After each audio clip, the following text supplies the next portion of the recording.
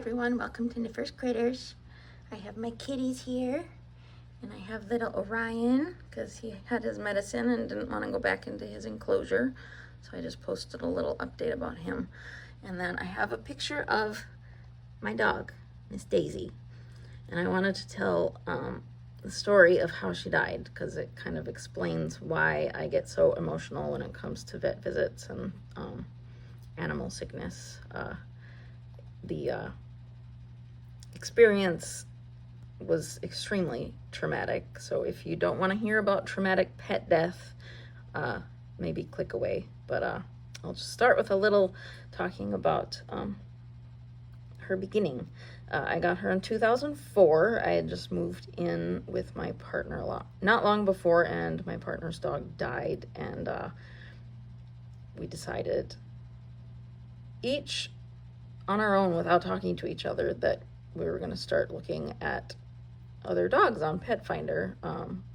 And we ended up looking at the same dog without even knowing it. And I'll see if I can find a picture to add to this video, but the picture of her on her Pet Finder profile was so homely looking. And I'm not sure what exactly it was that drew us to her. Isn't he so cute?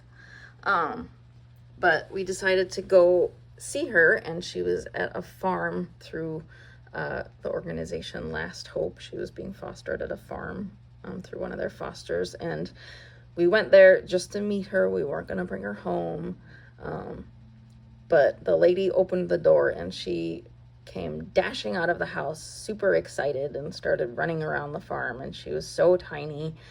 She was a Chihuahua Rat Terrier mix, and she was just so precious. And I fell in love immediately. So we ended up bringing her home that day, and she ended up giving us 15 and a half years of craziness and happiness and love. She was very sweet and a little bit sassy, and very energetic, very nuts, also very smart, and she was my soul puppy. But she had chronic liver disease and recurring pancreatitis throughout most of her life. They could never figure out what it was that caused it. I'll give you something more interesting to look at than a picture of a dog, although Orion's not really doing anything interesting either. But anyway, she had to be hospitalized, I think 2 or 3 times, and the last time she had to be hospitalized was New Year's Eve, the year that she died, which was also the year my dad died. My dad was still alive at this point, though, but he had cancer. So it was 2021, and because her pancreatitis and liver disease had gotten so bad that time, they wanted her to be monitored regularly, and the place that she was hospitalized at was not the place that I had her follow-up care at, because they were more expensive and further away, and we used them mostly for emergencies. So we went to our vet that we saw for other things for the follow-up, and unbeknownst to us, he was only checking the blood work on the liver values and not the checking for liver disease, not checking for pancreatitis flares. So there was one specific value that they should have been doing that they weren't doing. And meanwhile, she had some heart issues and had a x-ray of her heart and at some procedure, an EKG or something like that. I don't remember. But and she also had a tumor growing in her neck, and she was 15 years old. This was the fall of 2021, and the tumor was starting to affect her quality of life, and the vet thought that it would be a good idea to recommend removing it. And I had just lost my dad, so I was desperate to do anything to save my dog. So I went along with it. Again, not knowing that he hadn't been doing the correct blood work. this whole time to check for her pancreatitis flaring up. So I made the appointment for the surgery and dropped her off, and got a call a couple hours later saying that they couldn't do the surgery. They got her under anesthesia, and the vet tech was shaving her neck and noticed a whole trail of lumps going down her neck from the big one that was obvious. So the vet had, I assume, palpated her neck on more than one occasion during the exams for this surgery, but apparently didn't notice them. And then he checked the x-ray of her heart, and he said that he saw, I think it was 11 tumors on the x-ray that he apparently didn't notice when he originally looked at the x-ray of her heart, which is crazy to me. So I picked her up and brought her home, and she was not doing well. She was extremely lethargic. She wouldn't eat. She wouldn't drink. So this was on a Wednesday. I ended up taking her back in Friday morning because she just kept getting worse. And they did her blood work, and again, didn't check for the pancreatitis. So the things that they checked, the only thing that was elevated were her kidney values, and they were just slightly elevated. But elevated enough that it should have given pause to maybe not do surgery. So I asked what her values were before the surgery, and I come to find out they didn't do pre-surgical blood work. And they gave me some fluids to give to her under her skin, and I think maybe some antibiotics or something. It seems to be something they give you whenever your animal's sick. And I took her home, and she just continued to get worse throughout the day. So I brought her to Southview, which is the hospital that she had always stayed at whenever she was really sick. And they took a look at the blood work and said, well, they didn't check for the pancreatitis. So they did a more comprehensive blood panel and checked for the pancreatitis, and her, I don't remember what it's called, but whatever that value is, it was insanely high. It was like as high as it can go. And they said that given how high it was, it's highly unlikely that it was normal before the surgery. So if they'd been checking it all along, and if they had done the pre-surgical blood work, they would have known that her pancreatitis was flaring up, and they would never have put her under anesthesia. And I read and also was told that anesthesia can, since it slows down the organs, it can make things like pancreatitis flare up and or make it worse. So my guess is she was already in a flare. She was the kind of dog that was super stoic, and she only showed signs of illness basically when she was so sick she had to be hospitalized. So it's very reasonable to think that she'd been sick this entire time and just hadn't been showing it, because that's just who she was. So I left her at Southview overnight on fluids, and they were going to give her medication and try to help get things back under control. And I went there the next day, and she was worse. They brought her into the room, and this stoic little puppy, as soon as the vet left the room to leave me to decide what to do after talking to me about the situation, she started crying out in pain. And this dog had never cried out in pain in her entire life for anything. And it just broke my heart. And again, keeping in mind, I'd already lost my dad a few months earlier. I was devastated, completely devastated.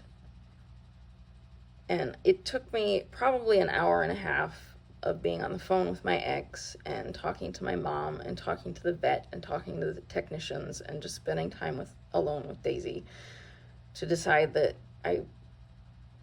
it was in her best interest to let her go, to say goodbye. They said that it was extremely unlikely that she would get better. What are you eating, ma'am?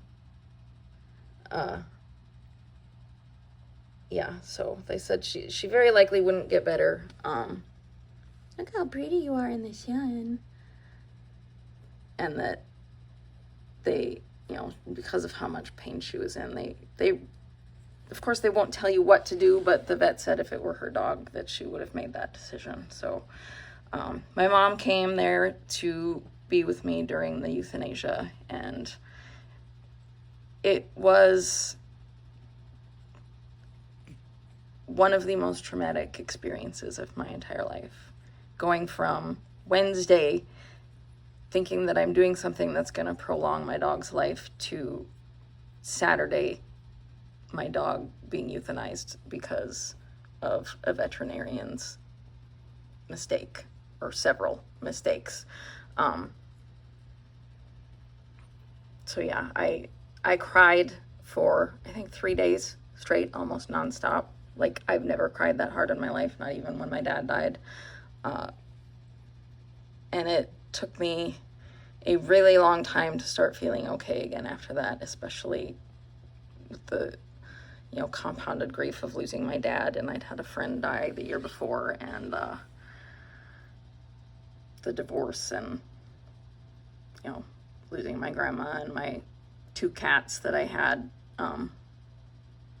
that had passed away prior to this. So I just had a really, like, I'd had a lot of loss in a very short period of time. Like, between the years of 2017 and 2021, I lost my grandma, 2 cats, my dad, a friend, a dog, my marriage, my ability to work full-time because of my disabilities, my health. So yeah, it was extremely painful. Me and my ex both had words with the vet office, with the, you know, office administrator, and we did end up getting a refund for everything they did the day of the surgery. And they admitted their error in not doing the pre-surgical blood work, and they would not admit that they'd done anything wrong by not doing more comprehensive blood work in the months prior to that. They would not admit any error in not noticing the tumors on her x-ray of her heart. And of course they're not going to admit things even if they know what they did was wrong, but just the way that they defended the doctor just made me feel really icky. So I never went back there, obviously. So, but now I've noticed every time any of my animals has any sort of medical issue, my anxiety like skyrockets, and I have a really hard time coping with it, especially if they can't tell me what's wrong, or if they don't know the best way to help. What are you doing? Why do you keep twitching? Yeah,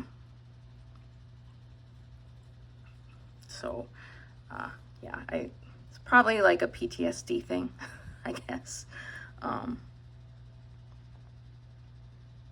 I just hope that the experience resulted in that vet clinic changing their policies or their practices so that this doesn't happen to any other dog. And that's what I told them. I said, whatever you do, just make sure this never happens to anybody else's dog ever again. So yeah, that was very traumatic. Getting Jovi actually was healing for that.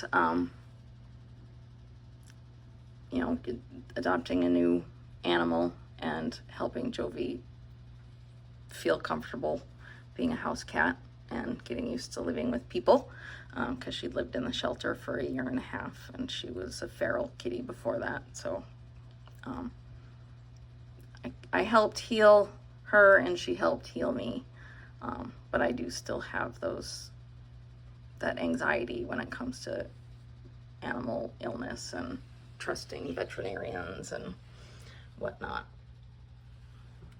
Am I talking about you, Miss Bean? Are you cleaning your cute little white toes?